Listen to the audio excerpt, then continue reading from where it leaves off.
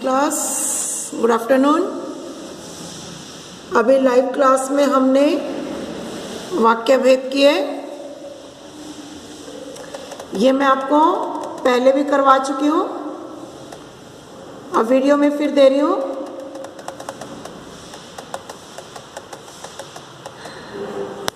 अर्थ के आधार पर वाक्य भेद। वाक्य के वैसे दो भेद होते हैं, अर्थ के आधार पर और रचना के आधार पर, लेकिन अकॉर्डिंग टू सिलेबस क्लास 9 के अंदर अर्थ के आधार पर वाक्य भेद है।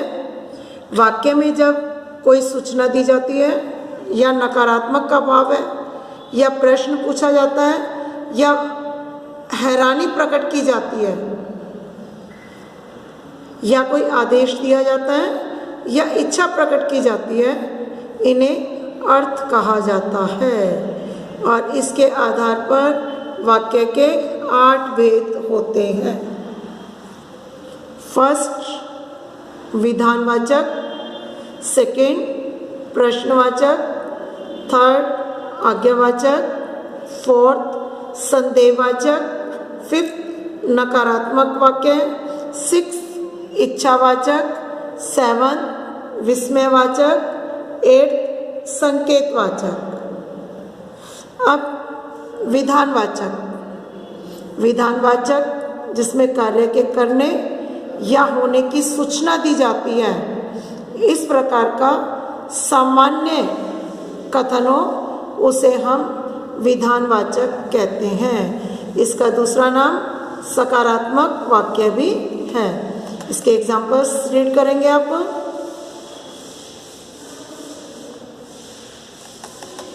सेकंड आता है निषेधवाचक, जिन वाक्यों में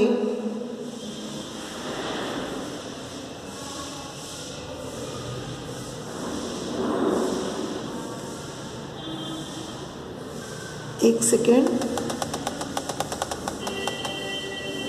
जिन वाक्यों में क्रिया के न होने या न किए जाने का भाव प्रकट होता हो उसे नकारात्मक वाक्य कहते हैं। अब जैसे इनकी क्या पहचान होगी? कार्य को न करने में क्या होता है?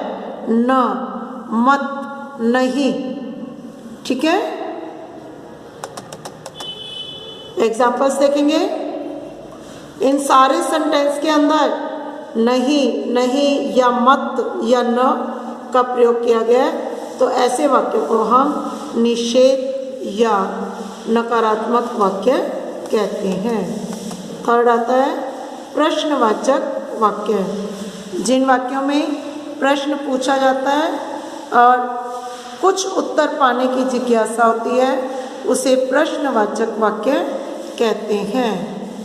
इनमें पहचान क्या होगी? क्या, कब, क्यों, किसे, कौन, किसका आदि शब्द देखकर या फिर अंत में प्रश्नवाचक चिन्ह देखकर इन वाक्यों की पहचान की जाती है।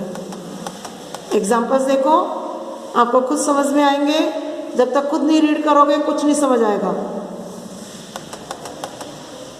नेक्स्ट आज्ञावाचक, जिन वाक्यों में आज्ञा या अनुमति लेने देने का भाव प्रकट होता है उसे आज्ञावाचक वाक्य कहते हैं। इनका दूसरा नाम आज्ञासूचक या विधिवाचक वाक्य भी है, जिसे आप इंग्लिश में परमिशन लेना देना कहते हो।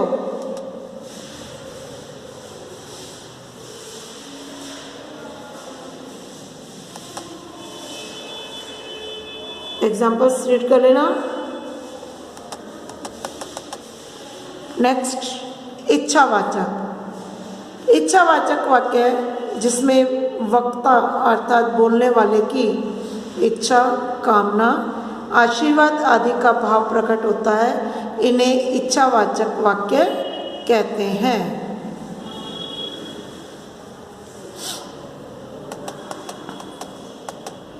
जैसे हम कहते हैं हैप्पी न्यू ईयर, नव वर्ष मुबारक हो, अच्छा रिजल्ट हो, ईश्वर करे आप उन्नति करें, तो ये सब क्या है? इसमें इच्छा प्रकट की जाती है। तो जहाँ पर इच्छा प्रकट की जाती है वहाँ इच्छावाचक वाक्य कहलाता है। नेक्स्ट, विस्मयवाचक वाक्य। विस्मय का अर्थ होता है आश्चर्य या हैरान। अब जिन वाक्यों में हम आश्चर्य, हर्ष, घृणा, प्रसन्नता, शोक, दुख आदि भावों की अभिव्यक्ति हो, उन्हें विस्मयवाचक वाक्य कहते हैं।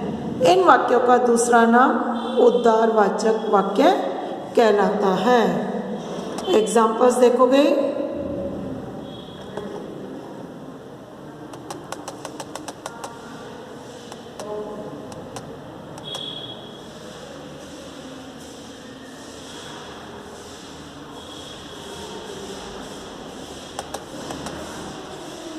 नेक्स्ट आता है संदेह। जिन वाक्यों में क्रिया पूर्ण होने में संदेह होता है, उन्हें संदेहवाचक वाक्य कहते हैं। पहचान क्या है? वाक्य के अंत में होगा, होगा, होंगे या शायद, संभवतः, यानी कार्य पूर्ण नहीं है, हमें केवल शक है। तो शक या संदेह के आधार पर जो वाक्य होंगे उन्हें हम संदेहवाचक वाक्य कहते हैं। लास्ट आता है संकेत, अर्थात जिन वाक्यों में एक क्रिया का होना दूसरी क्रिया पर निर्भर करता है, उन्हें संकेतवाचक कहते हैं। इस प्रकार के वाक्यों में काम पूरा होने के लिए शर्त सी लगी होती है। इनकी पहचान यदि, अगर जैसे शब्दों से देखकर की जा सकती है। एग्जाम्पल्स रीड करेंगे।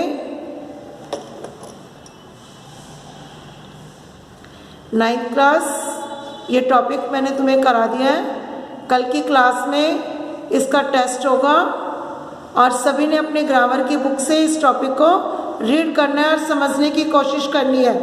बहुत आसानी से आप इसमें मार्क्स गेन कर सकते हो। Okay, thanks.